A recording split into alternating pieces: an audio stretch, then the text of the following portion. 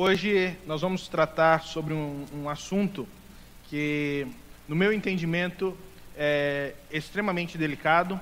É um assunto que nós precisamos entrar nele com os pés descalços e nós precisamos tratar desse assunto com muito temor, com muito cuidado, porque, como diz um colega pregador, é um terreno santo que nós acabamos entrando, um terreno santo por causa da história e também por causa da vida de cada um aqui presente. Então nós precisamos, com muita delicadeza, com muito cuidado, mas também de maneira bíblica, tratarmos a respeito do assunto essa noite, que fala sobre o sofrimento. Então nós queremos essa noite tratar sobre a esperança no sofrimento.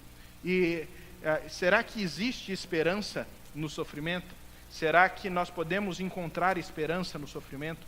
Você está aqui essa noite e eu de fato não sei como está o seu coração. Eu não sei como está a realidade do sofrimento na sua vida. Eu não sei se você está em um momento em que você não está sofrendo, mas talvez o sofrimento já tenha sido algo marcante na sua vida. E pensar sobre o assunto talvez já possa trazer alguma dor, já possa trazer algum desconforto por causa de situações no passado, de problemas no passado, dificuldades que você enfrentou no passado, e que o simples toque no termo sofrimento traz a você uma série de lembranças que talvez não sejam tão agradáveis e que fazem com que você pense assim: eu não quero sofrer novamente, eu não quero passar por isso novamente. É importante, segundo as Escrituras, entendermos que o chamado bíblico para cada um de nós não é para anularmos o sofrimento. A Bíblia em momento algum prega ao cristão que a caminhada dele vai ser isenta de sofrimento. Pelo contrário, irmãos, parece-nos que a Bíblia nos chama, em alguns aspectos, para enfrentarmos de peito aberto o sofrimento. Ela nos convida a entendermos que alguns sofrimentos fazem parte da vida cristã. Alguns sofrimentos que são sofrimentos contingentes, que fazem parte da vida de qualquer pessoa. Qualquer pessoa pode ter sofrimento, e a Bíblia fala assim: olha, vocês vão sofrer, simplesmente porque sofrimento faz parte da vida, porque dificuldade faz parte da vida, então o sofrimento em algum momento vai alcançar você. O que ela nos propõe é estarmos preparados para enfrentarmos esse sofrimento. E eu sei que você pode estar pensando aí: poxa, mas não era bem isso que eu gostaria de ouvir a respeito do sofrimento. Eu gostaria realmente de ouvir sobre o sofrimento que isso iria acabar, que eu não iria ter mais problemas. E eu sei que muitas mensagens que você escuta aí fora propõem esse tipo de ideia, de ideologia. Mas esse tipo de ideologia não é uma perspectiva bíblica. Pelo contrário, a Bíblia diz que nós precisamos estar preparados. O próprio Jesus disse: olha, no mundo vocês vão ter aflições. No entanto, tenham bom ânimo, eu venci o mundo. Essa é a grande instrução de Jesus. Vocês podem ter bom ânimo mesmo diante do sofrimento. O Salmo 23, que eu gosto muito, diz: ainda que eu caminhe pelo vale da sombra da morte, não temerei mal algum, porque tu estás comigo. Não fala: você nunca caminharás pelo vale da sombra da morte. Fala assim: olha, em algum momento você vai caminhar. E não é você passar pelo vale da sombra da morte que te faz menos crente, mas é a sua capacidade de entender que Ele está com você.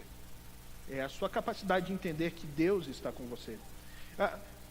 Os sofrimentos contingentes, eles acontecem. Às vezes ficamos doentes, às vezes um ente querido fica doente, às vezes uma situação inusitada, incoerente, absurda acontece, e acontece de uma maneira que promove sofrimento. Promove sofrimento para a gente, promove sofrimento para os nossos familiares. e tira a nossa concentração da vida, colocando a nossa expectação apenas naquele momento do sofrimento. Porque o sofrimento tem essa capacidade. Do outro lado, a Bíblia também fala de alguns outros sofrimentos. Por exemplo, o sofrimento que nos vem a partir de uma decisão nossa. Nós decidimos sofrer. Mas peraí, pastor, você está falando que eu tenho que decidir sofrer? Sim. Sim. É aquele sofrimento que vem ao cristão porque ele se torna fiel a Cristo. E todas as vezes que nos tornamos fiéis a Cristo, nós enfrentamos todo um império de trevas e enfrentamos também toda a hostilidade do mundo para que nós desistamos da nossa caminhada, da nossa jornada de serviço a Cristo. Então, servir a Cristo é sim uma opção pelo sofrimento. E nós pisamos nesse terreno santo, irmãos, porque segundo as Escrituras, o sofrimento, ele faz parte da nossa história, da minha história, da sua história. Se você está aqui hoje à noite e você se entende como um cristão, eu quero falar que você só está aqui hoje à noite e se entende como um cristão porque sofrimento fez parte da vida de outras pessoas que não desistiram da fé por causa do sofrimento, mas, pelo contrário, perseveraram, continuaram fiéis, continuaram se revestindo de Cristo, do poder de Cristo, da fé em Cristo, e essa perseverança fez com que o Evangelho chegasse até você hoje à noite. E você não está inserido em um ambiente diferente desse, mas você é aquele que dá continuidade a essa história. A essa história. Paulo foi chamado, irmãos, já desde o princípio, a sofrer por Cristo. Quando Jesus fala a Ananias para ir orar por Paulo, no momento da sua conversão, a mensagem de Cristo para Ananias é o seguinte: vai, ora por esse homem que está na rua chamada direita, porque ele vai entender o quanto é importante para ele sofrer pelo meu nome. Os discípulos, depois de terem sido açoitados, porque estavam pregando o Evangelho, saíram de dentro do pretório alegres, muito alegres, por serem dignos de sofrer por amor a Cristo. O próprio Paulo vai dizer que todo aquele que quer viver piedosamente em Cristo padecerá perseguição. Paulo vai dizer que chegou em alguns momentos da vida dele que ele se desesperou da própria vida. Você olha o currículo de Paulo, ele vai dizer que sofreu 3 quarentenas dos judeus, açoites, naufrágios, perigos na terra, perigos no mar, perigos no deserto, foi apedrejado, foi dado como morto. O sofrimento fez parte da carreira desses homens e eles não desistiram.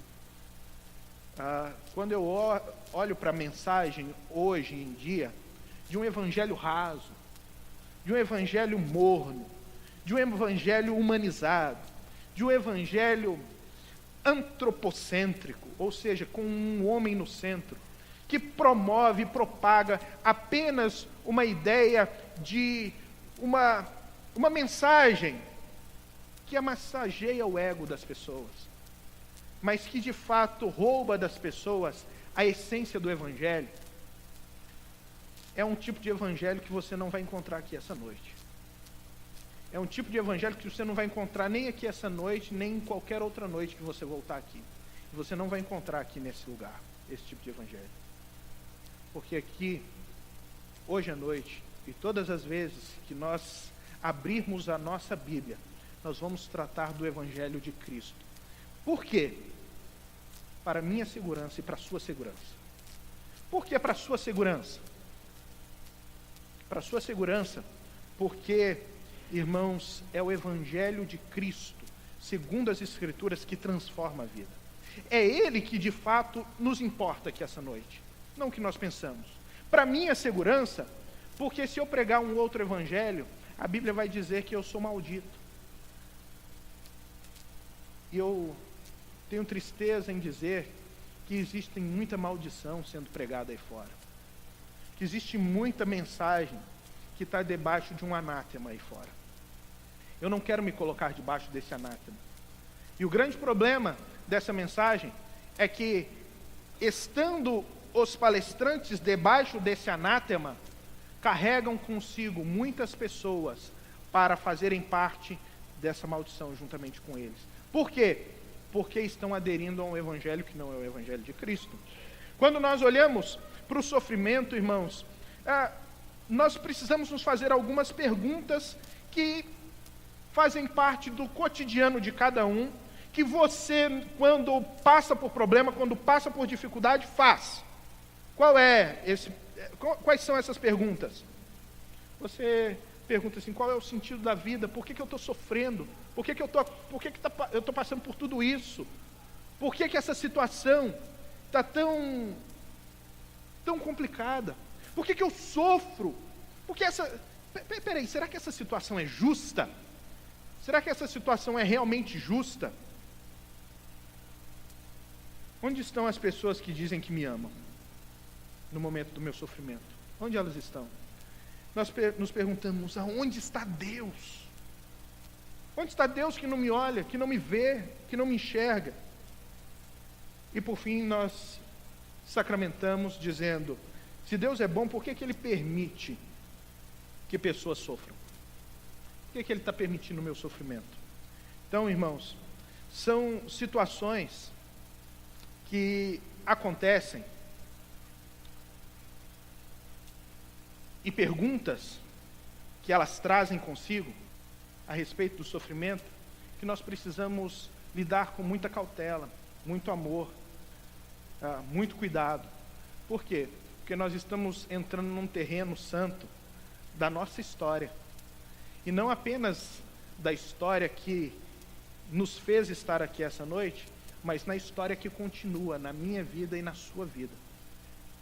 E o que a Bíblia vai dizer? Que vai cessar o problema? Que vai cessar o sofrimento? Não. A Bíblia vai falar que você pode estar preparado para o sofrimento. Que você deve estar preparado para o sofrimento. Paulo, em sua carta aos Efésios, no capítulo 6, vai dizer assim, quando ele fala a respeito da armadura de Deus. Ele vai falar assim: olha, tomai sobre vós toda a armadura de Deus, para que possais resistir no dia mau, e depois de passar tudo, permanecerem firmes. Ele fala que nós podemos tomar uma armadura de Deus, e então, com essa armadura, com esses valores, princípios da fé cristã, nós podemos estar preparados para o dia mau, porque o dia mau, ele vai chegar. Talvez hoje está tudo bem com você, talvez já tem tempo que está bem, mas o dia mau vai chegar. Mas talvez as coisas não estejam bem com você. E eu quero me dirigir especificamente para você essa noite. Você que está vivendo dias soturnos, você que está vivendo a noite escura da alma, você que está sofrendo e que às vezes pensa que não tem mais solução, e você que é cristão, que não deixou de crer em Cristo porque está sofrendo. Que maravilha é isso! Mas é você que é cristão e que, mesmo não tendo deixado de crer em Cristo, deixou de acreditar que Ele pode agir na sua vida, deixou de acreditar que Ele pode mudar a sua realidade, deixou de acreditar que essa situação que você está enfrentando pode ser transformada. É com você que eu estou falando aí. É para você que eu quero me dirigir essa noite. Então, quando nós pensamos sobre sofrimento, o contraponto do sofrimento precisa ser a esperança. Existe um poeta italiano, chamado Dante Alighieri. Ele escreveu uma das obras mais famosas, poéticas do mundo, que ficou conhecido como a Divina Comédia. Já ouviram falar da Divina Comédia?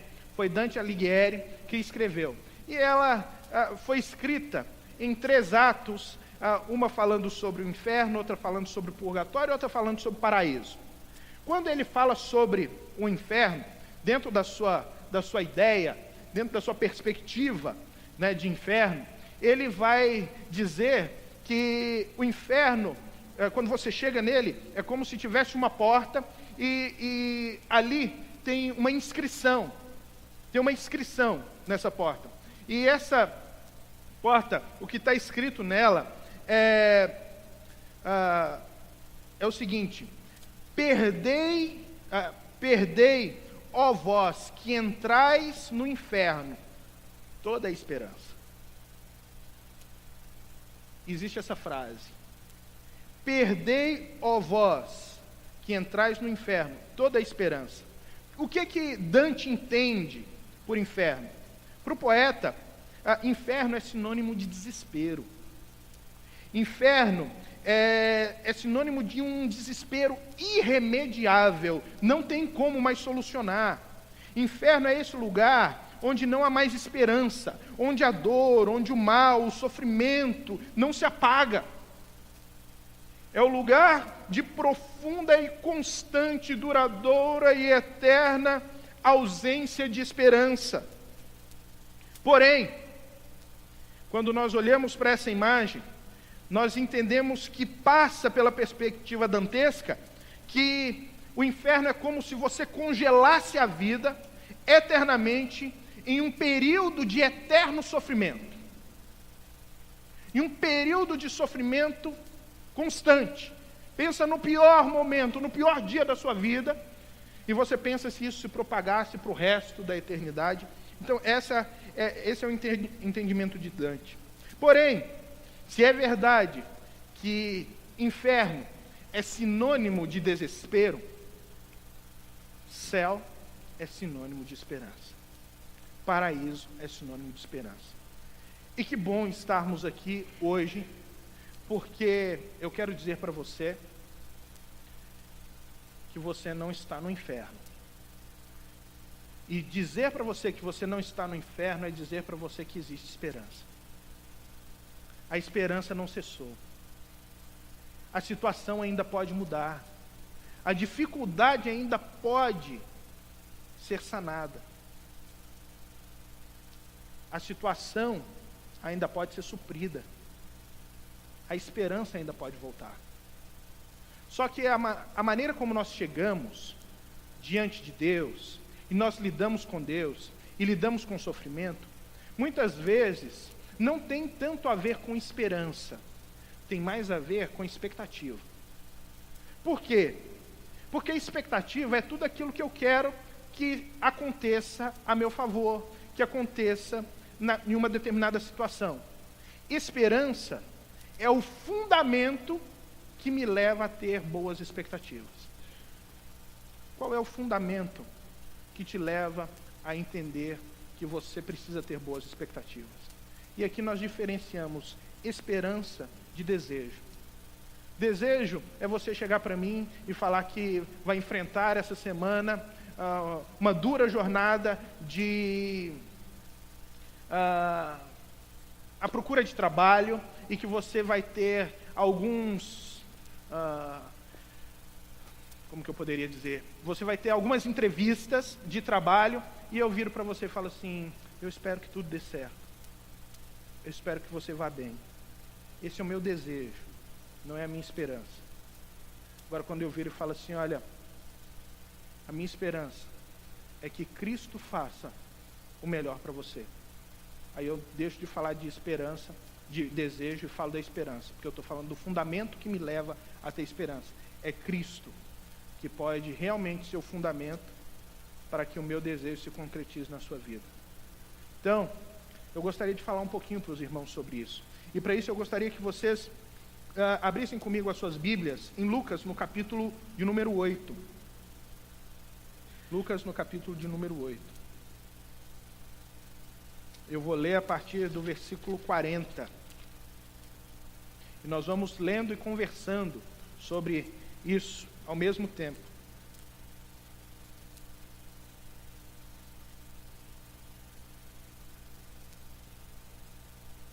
Eu quero ler inicialmente com os irmãos os versículos 40 até o 42. Diz assim: Quando Jesus voltou, uma multidão o recebeu com alegria, pois todos o esperavam. Então um homem chamado Jairo, dirigente da sinagoga, veio e prostrou-se aos seus pés. Jesus, aos pés de Jesus, implorando-lhe que fosse à sua casa, porque sua única filha, de cerca de 12 anos, estava à beira da morte. Olha que situação a desse homem. Jesus chega nessa localidade e todo mundo estava esperando Jesus, havia uma grande multidão esperando Jesus, e aí o autor, aqui Lucas, vai se concentrar em um indivíduo, em uma história específica, no meio de várias outras histórias, porque todo mundo que estava ali tinha uma expectativa a respeito de Jesus, tinha um desejo a respeito de Jesus, esperavam alguma coisa de Jesus, mas o autor se concentra em uma história dramática, que é a história desse Jairo. E aí nós começamos aqui a falar a respeito do sofrimento, de como o sofrimento nos apanha, como nós lidamos com o sofrimento, qual é a maneira certa e qual é a maneira errada de lidar com esses momentos. Em primeiro lugar, nós temos aqui uma perspectiva errada de lidar com o sofrimento, que são as expectativas criadas por pessoas que estão em desespero. Isso é um pai, gente. É um pai que está com a sua filha à beira da morte. Ele sabe, se não houver uma intervenção, essa menina vai morrer. Ele sai da sua casa desesperado, ele vai encontrar com Jesus, ele é líder de uma sinagoga, ele não quer saber se esse Jesus ele está sendo condenado pelos fariseus ou não. Ele simplesmente escutou aquelas notícias que rodavam a respeito deste Jesus, que ele curava, que ele expulsava demônios, que ele ressuscitava, que ele fazia coisas extraordinárias.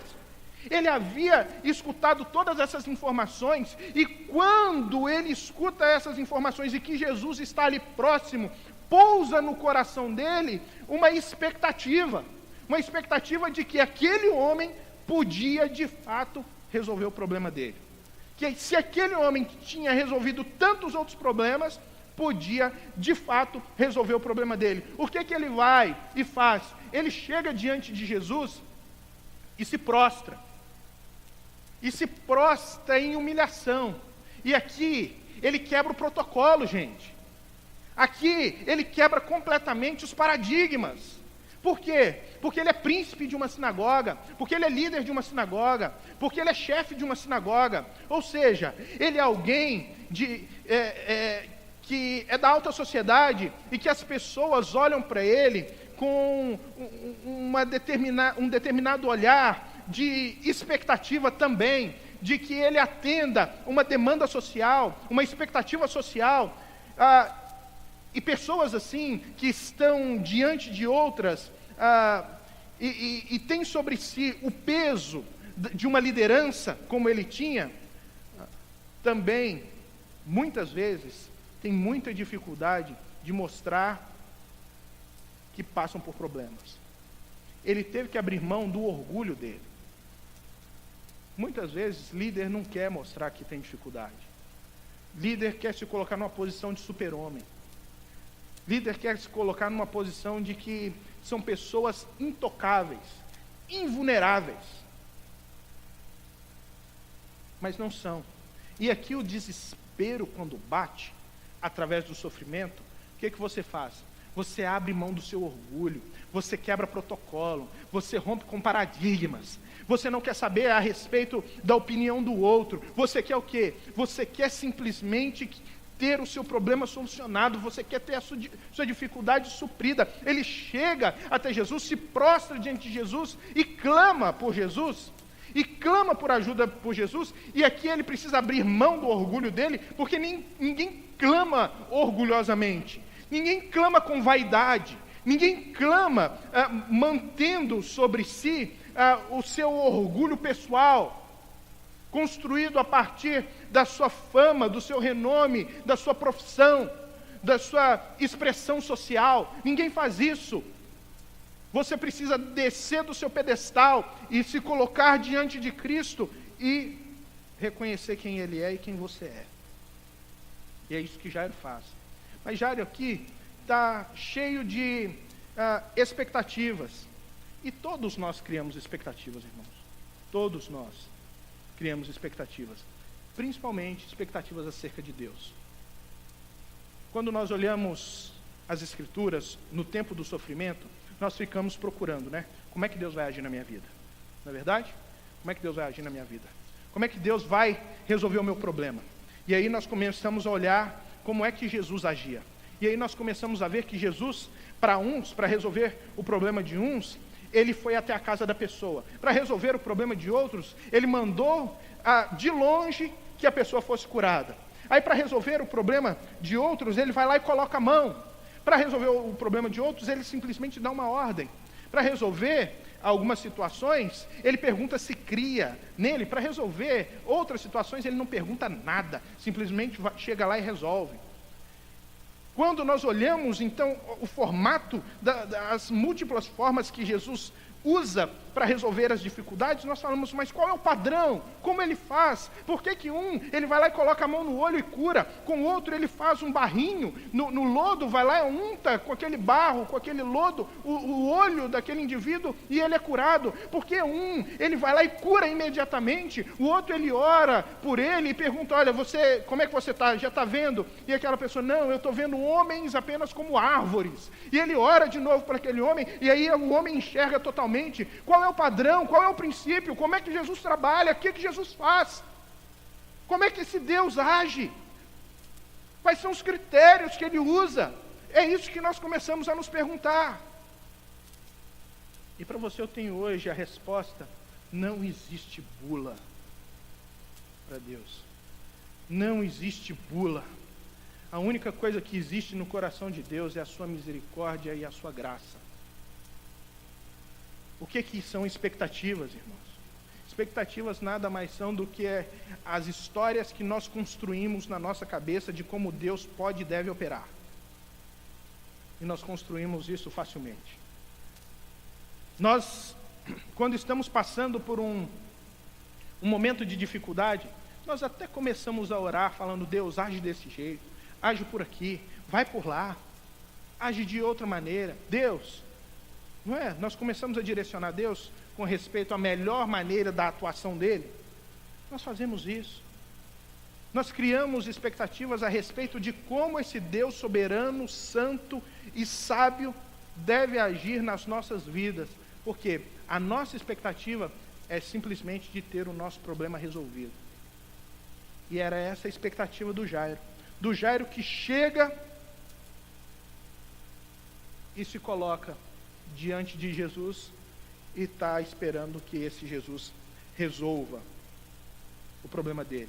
Depois a cena continua e nós entendemos aí, através dos versículos 43 a 48, que apesar das nossas expectativas, na vida existe o imprevisível, o inexplicável, o imponderável.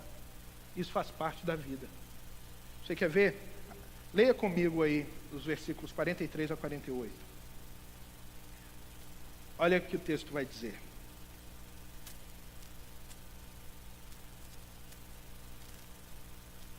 E estava ali certa mulher que havia 12 anos vinha sofrendo de hemorragia e gastara tudo o que tinha com os médicos, mas ninguém pudera curá-la. Ela chegou por trás dele, tocou na borda do seu manto e imediatamente cessou sua hemorragia. Quem tocou em mim? Perguntou Jesus. Como todos negassem, Pedro disse, mestre, a multidão se aglomera e te comprime. Mas Jesus disse, alguém tocou em mim, eu sei que de mim sai o poder. Então a mulher, vendo que não conseguiria passar despercebida, veio tremendo e prostrou-se aos seus pés, na presença de todo o povo, contou o que tinha tocado nele e como fora instantaneamente curada. Então ele disse, filha, a sua fé a curou, vá em paz. Imagina aqui a cena, Jairo chega, pede ajuda de Jesus, e de repente Jesus fala, vamos lá Jairo, vou na sua casa. E as expectativas de Jairo estão sendo supridas.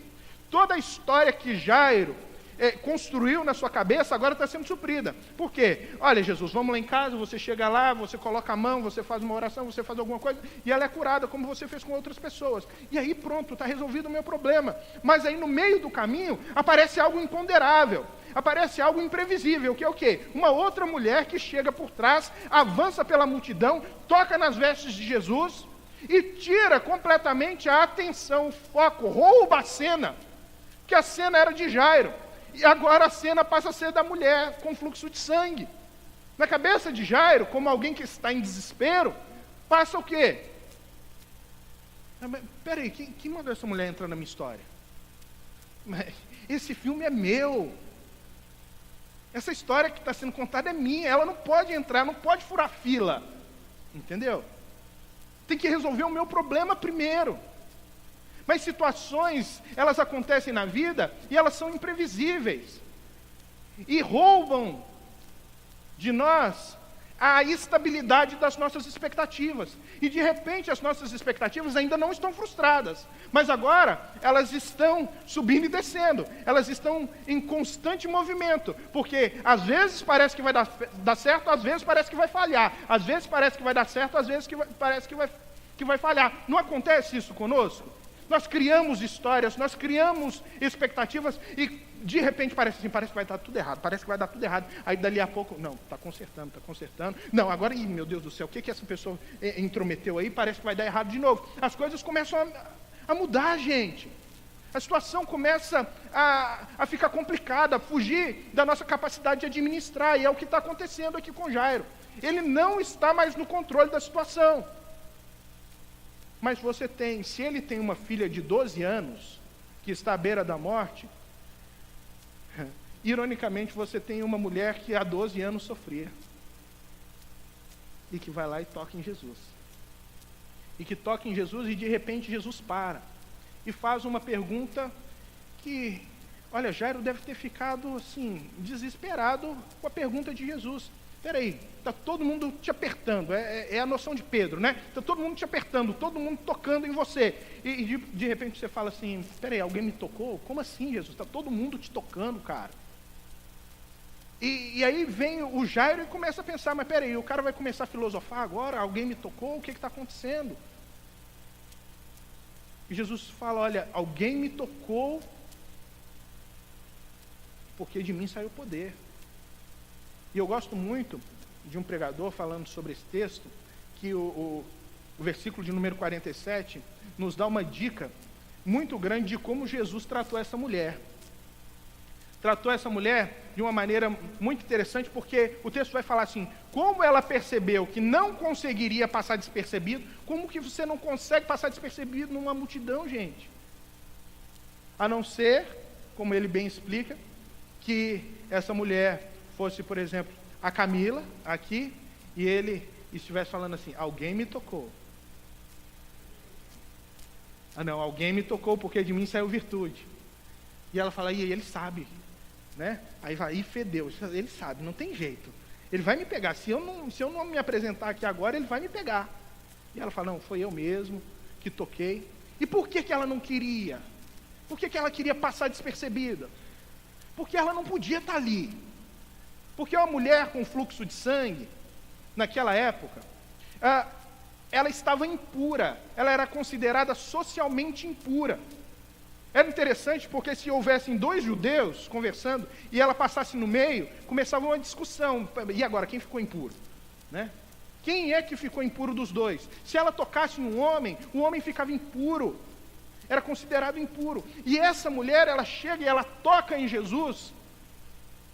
E ao invés dela transferir a impureza dela para Jesus, é Jesus que transfere a sua santidade para ela.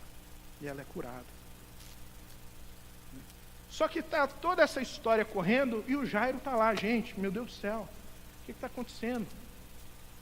O que está acontecendo? A situação está saindo fora do controle. Jairo não está feliz com isso. Jairo não quer saber se a mulher foi tocada, se não foi tocada, se curou, se não curou. O que ele está querendo? Ele está querendo, irmãos, que a filha dele seja atendida por Jesus.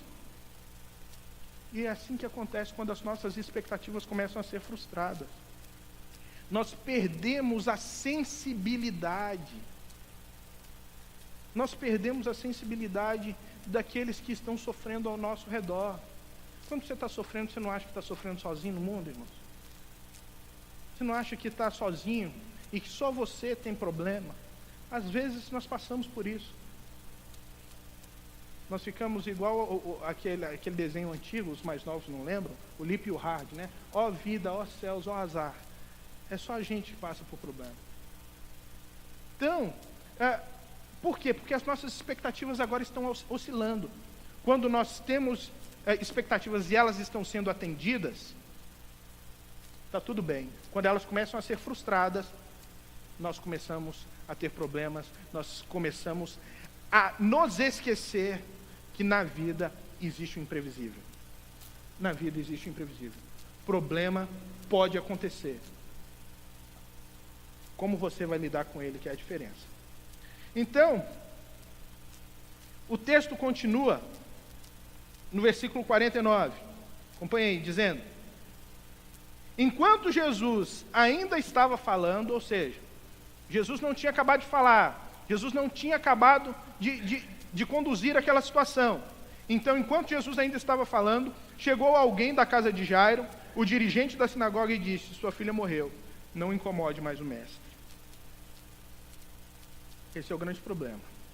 Que se na vida existe imprevisível, irmãos, existem situações que são desesperadoras também. Situações como essa é você entrar no inferno de Dante.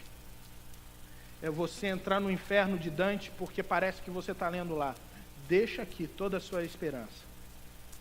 Ó vós que entrais nessa situação, deixa aqui toda a sua esperança. Acabou, não tem mais esperança, a menina morreu. Não incomode mais o mestre. Não existe mais solução para esse problema. Não existe mais condição de superar esse problema. Acabou. E muitas vezes nós realmente acreditamos nessa situação, nessas mensagens que chegam até a gente. Na mensagem de que a situação não tem mais solução, de que a situação acabou.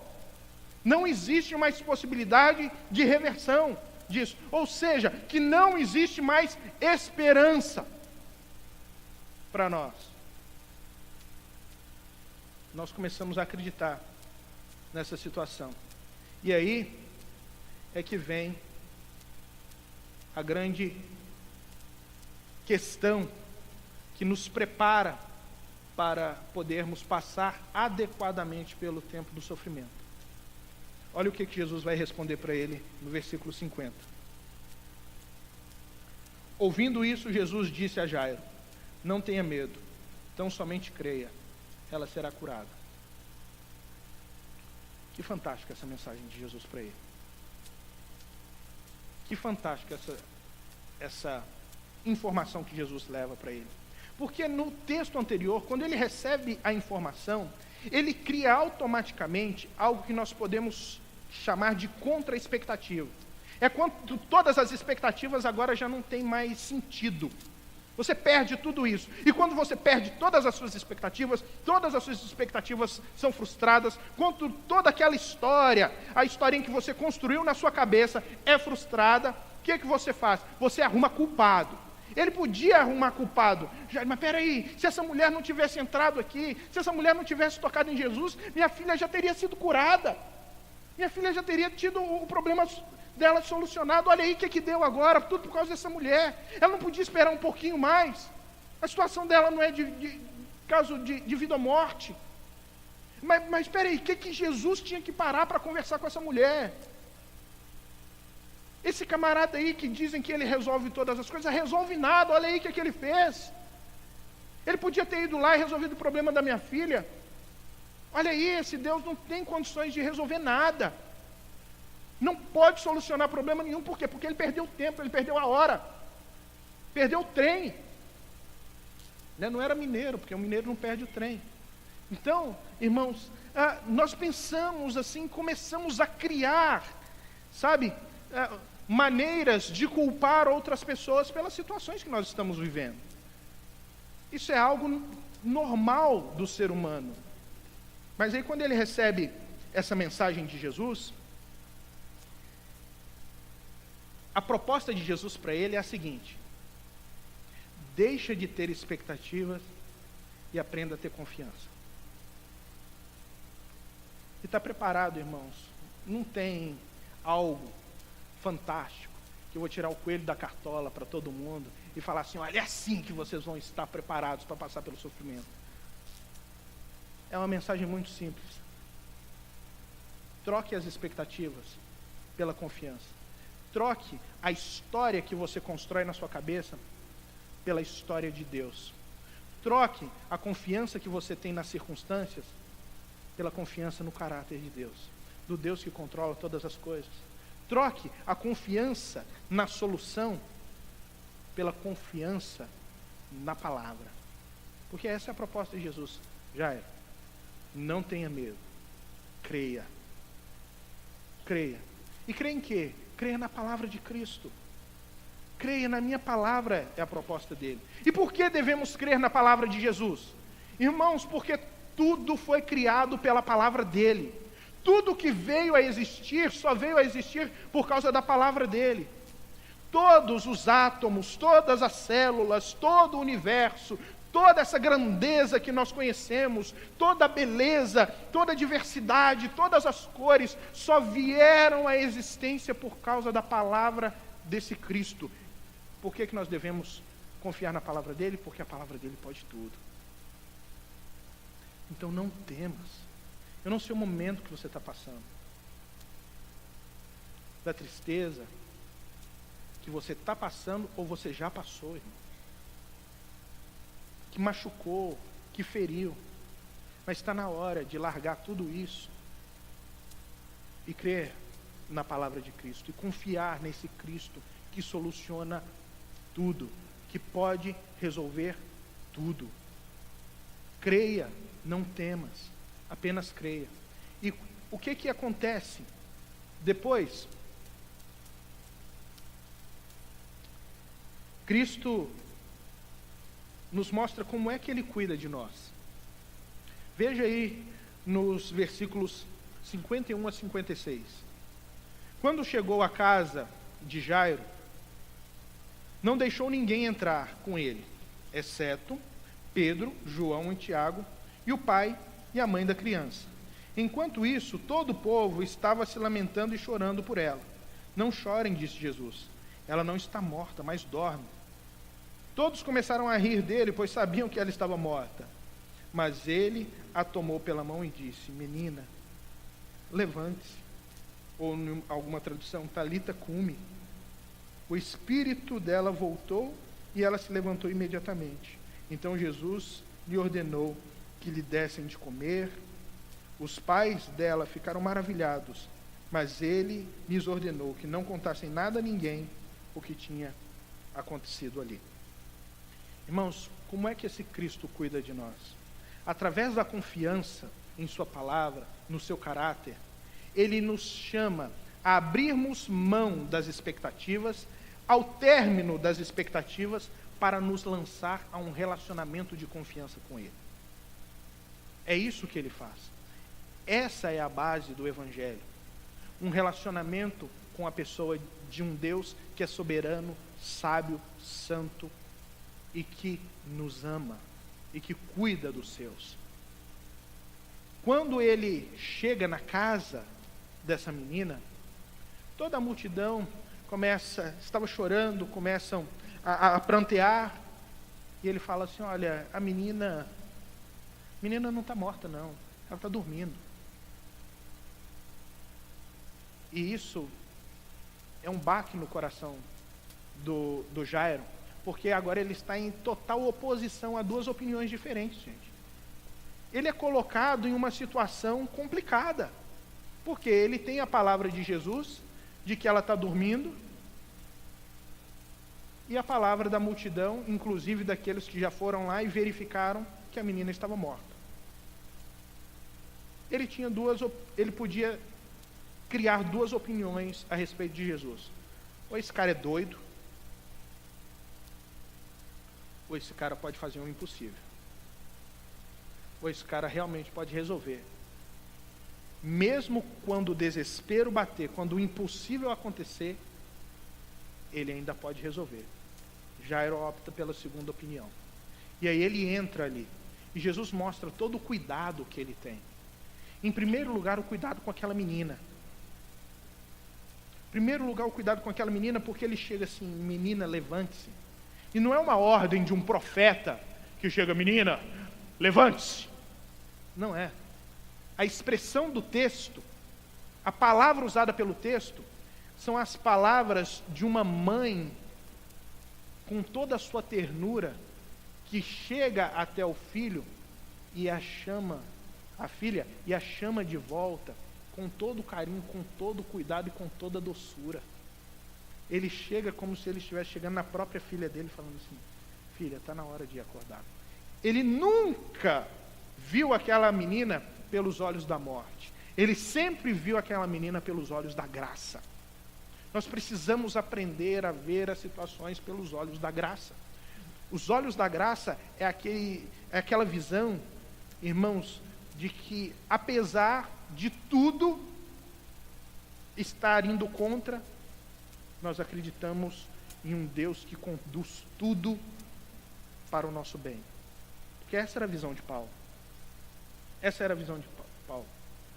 Quando ele fala que todas as coisas cooperam para o bem daqueles que amam a Deus. Ele sabe, Deus, ele ordena, ele coordena todas as coisas para o bem daqueles que o amam. Esse é o olhar da graça. Sofrimento pode acontecer, podemos passar, mas ele está conosco. Ele entende a nossa situação. Ele envia o Espírito Santo dele para confortar. Ele envia o seu Espírito para interceder quando nós não temos mais palavras para orar. Ele intercede por nós. Esse é um Deus que zela pelos seus, mesmo no tempo das piores situações, das piores dificuldades. Depois, ele mostra quais são as verdadeiras intenções de Cristo como Deus. As intenções dele não é de propagandismo, como muitos que estão aí fora, através das curas, sei lá, que eles operam, lançam e jogam na cara das pessoas todos os dias os seus eventos miraculosos, e as pessoas estão afluindo para essas igrejas atrás dessas pessoas que pregam um evangelho que não é o evangelho de Cristo. Mas Jesus age totalmente na contramão disso. Ele fala assim: olha, a minha preocupação é com vocês. Guardem isso aí para vocês. Isso precisa ter diferença na vida de vocês. Isso precisa operar transformação na vida de vocês. Esse cuidado precisa ser significante na vida de vocês. Não precisa sair falando para todo mundo. É vocês que precisam entender a glória de Deus em primeiro lugar. Porque é depois que você entender a glória de Deus revelada na sua vida, essa glória vai poder ser lida através da sua vida por outros. Não é propagandismo, irmãos, é transformação. É isso que ele nos propõe. É isso que o nosso Deus nos propõe. Todo ato de Deus maravilhoso que nós reconhecemos que é uma ação soberana, graciosa e bondosa dele para conosco, tem o poder de nos transformar. E à medida que nos transforma, nós reconhecemos a sua glória. E à medida que reconhecemos a sua glória, outros vão ver a glória dele nas nossas vidas. Porque eles vão conseguir ler isso. Porque nós somos cartas vivas, escritas. Nós somos o bom perfume de Cristo. As pessoas vão sentir esse aroma, naturalmente. Nós vivemos assim, passamos a viver assim, para a glória dele. Sofrimento, então, é uma situação que ela acontece na vida de cada um de nós e vai acontecer na vida de cada um de nós. O que eu tenho hoje para os irmãos, para poder orientá-los, para poder deixar para você como palavra de Deus, é que no momento do sofrimento, confie nele. Não tem uma outra solução, não tem bula. Não tem como olhar na Bíblia e falar assim: mas como Jesus faz? Qual é o método? Qual é a metodologia? Qual é o critério? Não tem. Eu confio nele que ele pode fazer o lodo e curar, que ele pode chamar a cura, que eu posso levar minha casa até ele, que ele pode vir até a minha casa, que ele pode tocar, que ele pode simplesmente dar a ordem e todas as coisas se resolverem de múltiplas formas. Mas eu sei que independente da maneira que ele agir, toda a glória vai ser dada a ele. E deve ser dada a ele. Irmãos, pisar nesse solo do sofrimento é pisar em solo sagrado, porque nós não estamos apenas aqui diante de pessoas que sofrem, nós estamos num país que sofre. Isso dói meu coração. Dói meu coração porque tem pessoas aí fora que não têm o que comer. Porque tem meninas agora que estão vendendo o seu corpo na beira de uma estrada. Isso é sofrimento. Porque nós vivemos um grande problema econômico, onde as filas de desemprego aumentam a cada dia. Nós não estamos apenas aqui diante de pessoas que sofrem, mas diante de um país que sofre. Está na hora do povo de Deus, que somos nós, aprendermos a confiar no caráter de Deus e clamarmos a esse Deus, não apenas para a transformação da nossa vida, mas pela transformação da nossa nação, para que o nosso povo tenha esperança, porque o nosso povo está entrando por uma porta que eles estão enxergando só uma frase: deixai aqui, ó vós, todos que entram por essa porta, a esperança. Eles estão desesperançados, eles estão desesperados. Nós temos a solução, irmãos, para o desespero. Não é uma solução pragmática, é uma solução eterna, que se chama Cristo Jesus.